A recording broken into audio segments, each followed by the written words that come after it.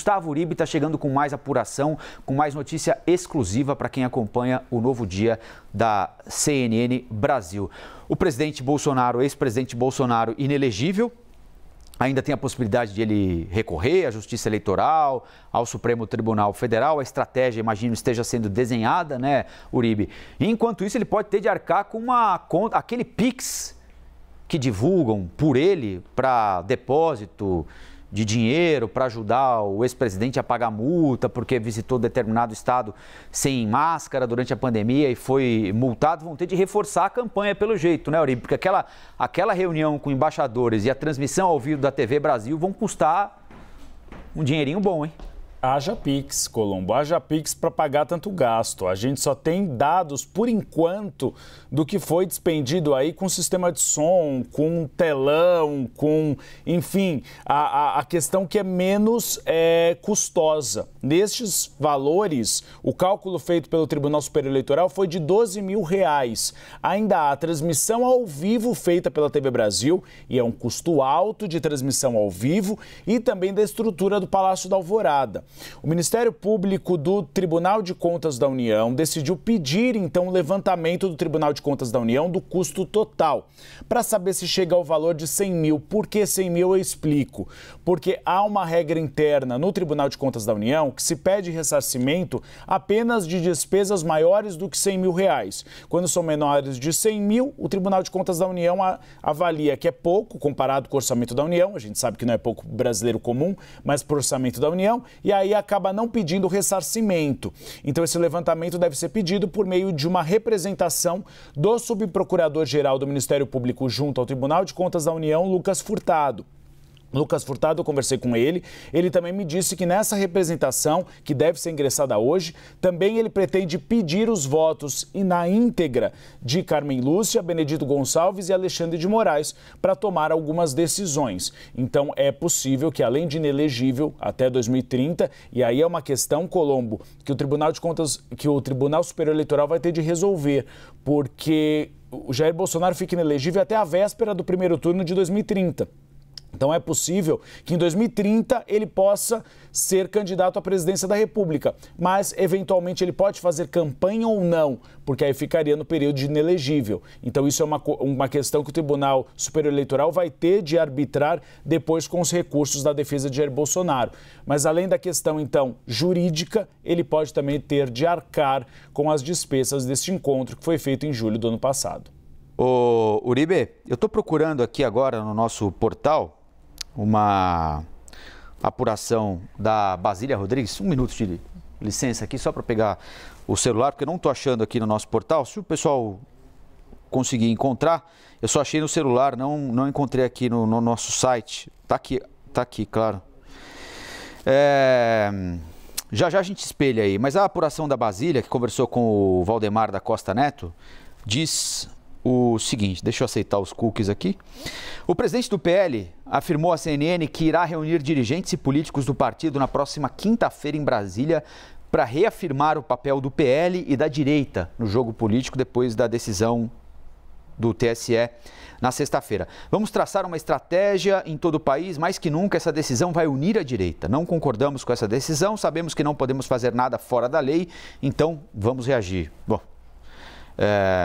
vamos forçar a barra, essa é a parte que eu achei mais interessante da entrevista que ele deu à Basília. Vamos forçar a barra para que votem. Uma espécie, olha aí, a apuração da Basília, o nosso Solerte, pessoal da produção, conseguiu encontrar. Vamos forçar a barra para que votem, expor quem vai votar contra ou a favor.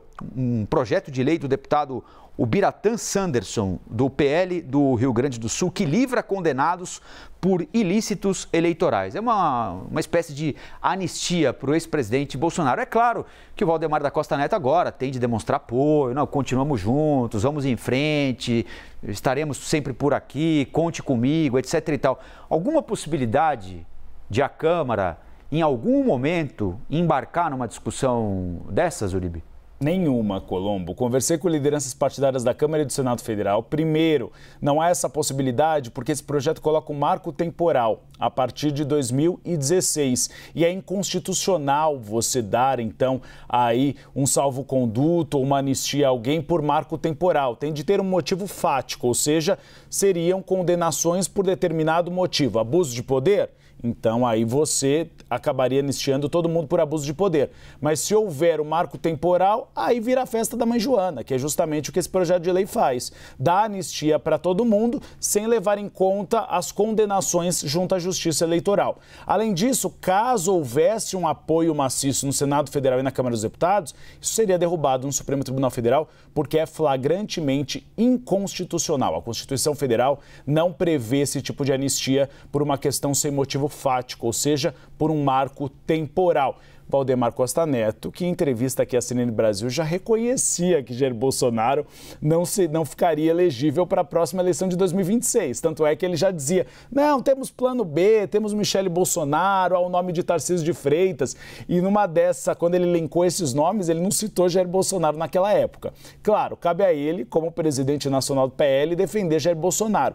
Mas trouxe um pouco de alívio a alguns integrantes do PL esse processo, o PL clássico e pragmático. Porque as pesquisas feitas pelo PL mostram que Jair Bolsonaro tem uma rejeição muito grande. Tanto é que ele perdeu para Luiz Inácio Lula da Silva. E que a direita poderia ter uma chance maior com um candidato que tivesse menos rejeição.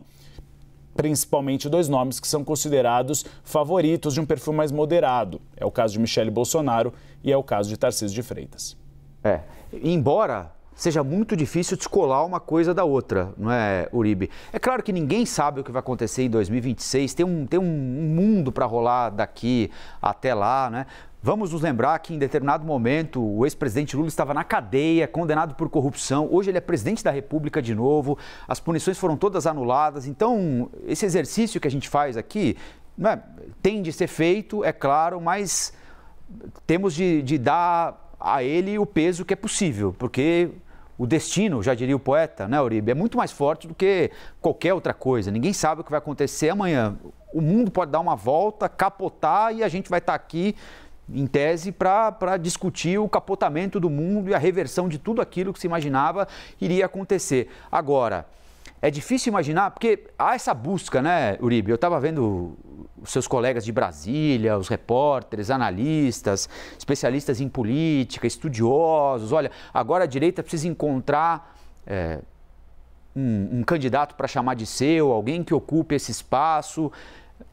Mas é difícil imaginar que o eleitor que rejeitou majoritariamente Jair Bolsonaro, porque ele perdeu a eleição, embora seja sendo um político absolutamente popular, mas ele não foi reeleito, é difícil imaginar que alguém que ocupe esse espaço fique só com o lado bom do bolsonarismo, não é, Uribe? Porque alguém pode dizer, bom, tudo bem, o Tarcísio Gomes de Freitas, ele é mais moderado, sim, mas ele foi ministro do Bolsonaro, né? A Michele Bolsonaro é mais moderada? Eu não sei se ela é mais moderada, mas ela é mulher do Bolsonaro. Os filhos do Bolsonaro são filhos do Bolsonaro. Então, é claro que político tem muita tese, né? Agora, imaginar que alguém vai ficar só com o lado bom de ser Bolsonaro, sem o lado ruim de ser Bolsonaro, ou que amanhã vão apresentar alguém que esteve ao lado de Bolsonaro, por exemplo, enquanto ele deu declarações estapafúrdias a respeito da pandemia, alguém que estava na garupa da moto dele, que como ele andava sem máscara em lugar onde era obrigatório máscara, como o ministro Tarcísio, por exemplo, na época, isso é fato, né? Não é opinião,